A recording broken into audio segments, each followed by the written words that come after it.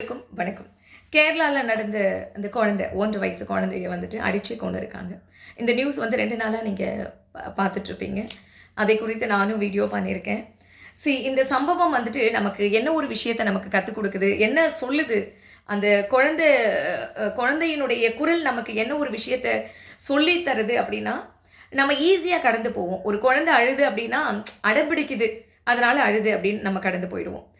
ஒரு குழந்தை காயமாக இருக்குது அப்படின்னா அடிப்பட்டு கீழே விழுந்திருக்கும் அப்படின்னு சொல்லிட்டு நம்ம கடந்து போயிடுவோம். இன்னொரு குழந்தை குவைட்டாக இருக்குன்னா அதனோட சுவாபமே அப்படின்னு சொல்லிட்டு நம்ம போயிடுவோம். அப்படிலாம் கிடையாது. அதற்கு பின்பாக ஏதோ ஒரு விஷயம் இருக்குது. உங்களுக்கு ஏதோ ஒன்று அப்நார்மலாக தெரியறது அப்படின்னா தயவு கூர்ந்து உங்களுக்கு இந்த சைல்டுக்கு எந்த நம்பருக்கு கம்ப்ளைண்ட் பண்ணுறது அது இது எதுவுமே தெரியலையா, சைக்காட்டிஸ்ட் கிட்ட போகிறது எப்படின்னு தெரியலையா, ஒன்றுமே இல்லை, 100 கால் பண்ணிவிடுங்க. அவங்க வந்து கம்ப்ளைண்ட் எடுத்துகிட்டு அவங்கள என்ன பண்ணணுமோ அவங்க பண்ணிவிடுவாங்க. சரியா? குழந்தைங்க வந்துட்டு அந்த பெற்றோர்களுக்கான சொத்து கிடையாதுங்க. இந்த சமுதாயத்துடைய சொத்து. அதை பாதுகாக்கப்படணும். நம்ம கண்டிப்பாக நமக்கு தெரியும் நம்ம கூட இருக்கக்கூடிய நபர்கள் எப்படிப்பட்டவங்க அப்படின்றத நம்மளால் ஜட்ஜ் பண்ண முடியும். இந்த மாதிரி அவன் சைக்கோ அப்படின்றது அந்த பொண்ணுக்கு தெரிஞ்சிருக்கும். அவன் மீது கொண்ட அதீத காதல் அது என்ன அளவுக்கு ஒரு விளைவை கொடுத்துருக்கு பாருங்க. அம்மான்ற உறவு வந்துட்டு மனிதர்களுக்கே உரியதானது கிடையாதுங்க. நாய் பூனை கூட எடுத்துக்கோங்களேன், விலங்குகள்லாம் எடுத்துக்கோங்க, அதனோட குழந்தைய அவ்வளோ ப்ரொடெக்ட் பண்ணும். கோழியெல்லாம் பாருங்க, அது முட்டை மேலே அப்படி அடக்காத்து அப்படி உட்கார்ந்துட்டுருக்கும். அதை பார்க்கறதுக்கே ஆசையாக இருக்கும். விலங்குகளே அப்படி வந்துட்டு அவங்க குழந்தைய வந்துட்டு ப்ரொடெக்ட் பண்ணுறாங்க. மனிதர்கள் நம்ம எப்படி இருக்கோம்?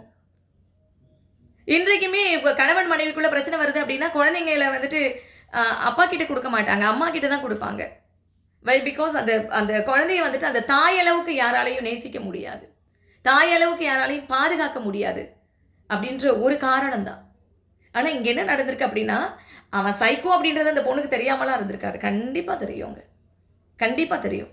தெரிஞ்சாலும் அவனோட நான் வாழக்கூடிய அந்த வாழ்க்கை இம்பார்ட்டன்ட் அப்படின்னு நினச்சி இவ்வளோ பெரிய ரிஸ்க் எடுத்து அவங்கெல்லாம் தாயே கிடையாது, இவங்களெல்லாம் மோசமாக தண்டிக்கணும். இது சாதாரண விஷயம் கிடையாது. அந்த குழந்தைக்கு ஏதாவது சொல்ல தெரியுமா? மனசு வலிக்குது இல்லை? எத்தனையோ பேர் குழந்தை இல்லாமல் கஷ்டப்பட்டுட்டு இருக்காங்க. இந்த மாதிரியான ஜென்மங்களுக்கு எல்லாம் குழந்தை கிடைச்சி அந்த குழந்தையுடைய நிலைமையை யோசிச்சு பாருங்க. தனக்கு வலிக்குதுன்னு சொல்ல தெரியாது, பேச தெரியாது, அதனுடைய மொழி அழுகை மட்டும்தான், அழுகையால் மட்டும்தான். ஒரு குழந்தை அழுதுகிட்டே இருந்திருக்கு, என்னை யாராவது காப்பாற்றுங்க அப்படின்னு அந்த அழுகையால் வெளிப்படுத்திருக்கு. யாருமே தெரியலை அது இந்த மாதிரியான துன்புறுத்தலுக்கு உள்ளாயிருக்கு அப்படின்றது. இன்றைக்குமே இந்த மாதிரியான சம்பவங்கள் நிறைய இடத்துல நடந்துட்டுருக்கும். அப்நார்மலாக ஒரு விஷயம் உங்களுக்கு தெரியுது அப்படின்னா ப்ளீஸ் அதை கடந்து போயிடாதீங்க.